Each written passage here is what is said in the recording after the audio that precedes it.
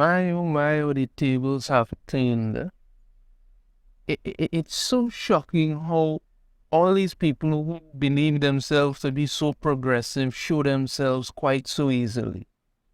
Okay, now Lilo and Stitch was this animated movie that came out, I think it was in 2001 or something around that time it came out. It's about a Hawaiian girl who meets an alien named Stitch, and they have adventures, and he grows, become part of their family. They even did an animated series off of it. I watched the movie, I liked it, like the animated series, no problem with it. Okay. Disney, however, in their ever-growing trend to never stop destroying any and everything, have decided to give Lilo and Stitch the live-action treatment as well. Because every live-action they've done so far just keeps failing, but they don't want to stop. I mean, Jungle Book wasn't bad, but, other than that, everything else has just been garbage. So they've decided that they're going to do the live-action for it. And then the news broke a few days ago that they've cast this actress to play Nani. Now, Nani is Lilo's older sister, right? And boy, oh boy, woke Twitter had a meltdown and just went insane when they revealed who the actress is that they're going to have playing Nani. And let me show you the hypocrisy of these people. This article here. Disney fans who supported the Little Mermaid race swapping attack newly cast Lilo and Stitch live-action remake actress Sydney Odong, I hope I pronounced that correctly, for not being dark enough to play Nani. This is her here, right? And this is Nani from Lilo and Stitch movie. This is the Sydney woman here. Now, just to be fair, this woman is an actual native of Hawaii, even if she's biracial, but she is an actual native of Hawaii, born there, all that, right? But their problem is she's not dark-skinned enough, right? These were now the same people who were up in arms and calling me and others racist for not jumping on board the fact that they blatantly race-swapped Ariel for the live-action Little Mermaid. They came out saying that, this Ariel is the best person for the role. She embodies the role. Her voice is so amazing. Nobody's not saying her voice isn't good. No. But the Little Mermaid Ariel is not black. You blatantly race-swap that character. But no, they attacked everybody, called them racist. Now they have a problem with this because suddenly representation matters to them. Can you tell this? Hypocrisy, thy name is identity politics, so true. After spending the past few months accusing anyone critical of Ariel's race-swapping the live-action The Little Mermaid of being a hateful bigot, oh boy did they call us that and worse. Disney's more identity politics obsessed fans have now hypocritically taken to outright attacking newly cast actress Sydney Elizabeth Odong for not being adequately dark enough to portray Nani in the studio's upcoming live-action take on Lilo and Stitch. Odong's casting as the role of the film's two sisters was first announced on April 13th courtesy of exclusive published by The Hollywood Reporter. Right? They talk about she's done some other, but they go on here. However, despite being born and raised in the United States island state, but like I said, she is from Hawaii. She was born and raised in Hawaii. She is a Hawaiian native, but they don't care about that. Odong has drawn the ire of the very representation matters crowd that Disney has spent recent years cultivating, as according to them, the actress is far too light-skinned compared to her character's depiction in the original source material. Yeah, because suddenly representation matters to them. You understand me? Now, they have some of these so-called tweets from these lunatics, right? And I'm going to go through some of them to show you, but I wanted to show you this one. So this is from my nerdy home, Stephanie. Big shout out to her. she puts out this post, and I want you all to see the hypocrisy of these people. You just see it. All right. Sydney Odong has been cast as Nani in the upcoming Lilo and Stitch live action movie. This person here, Angelica M, some Angie the Cool Kid or whatever. Right. She says here, that ain't the Nani I grew up with. Right? So then you have a problem with that ain't the Nani I grew up with. But look at her same post from a few months ago. Right?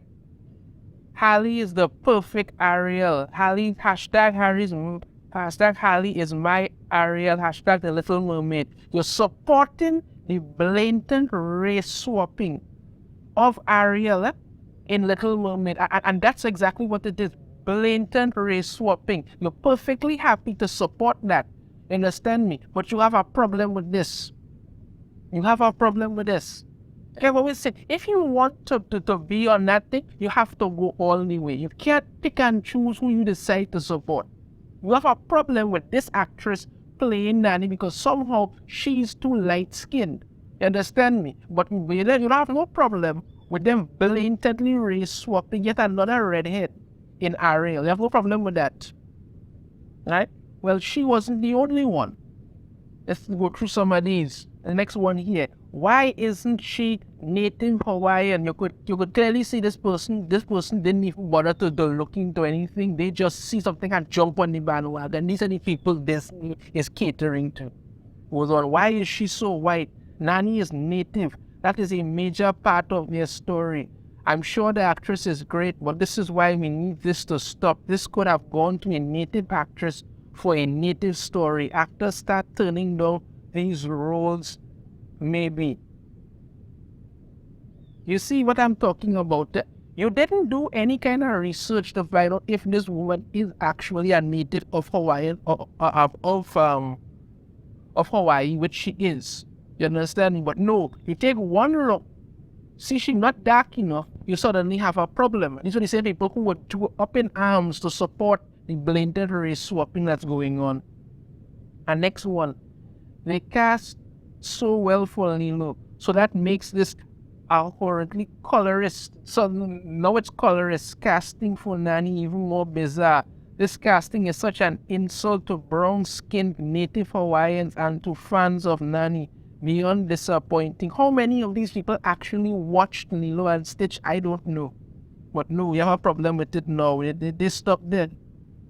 They go on. Seeing a lot of people who aren't indigenous saying, oh, but she's native, and ignoring the blatant colorism happening here. Sydney Odom should not be playing Nani. Yet it's all with nothing. It's only colorist when it goes in one direction.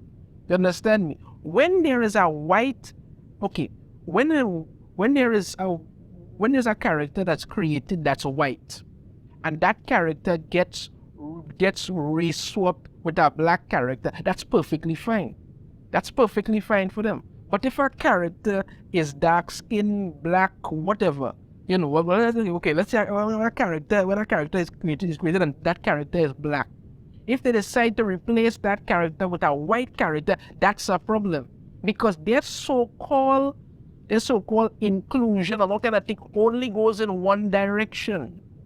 This is why you cannot believe anything these people say. They don't care nor believe in anything that they talk about and propose to champion. What is popular now, that's what they jump on board. It's popular right now to pretend like, you know, suddenly you care about all these black actors and actresses and all these people who were suddenly created years ago and were white and now they should be represented for all of them. No, that is not representation.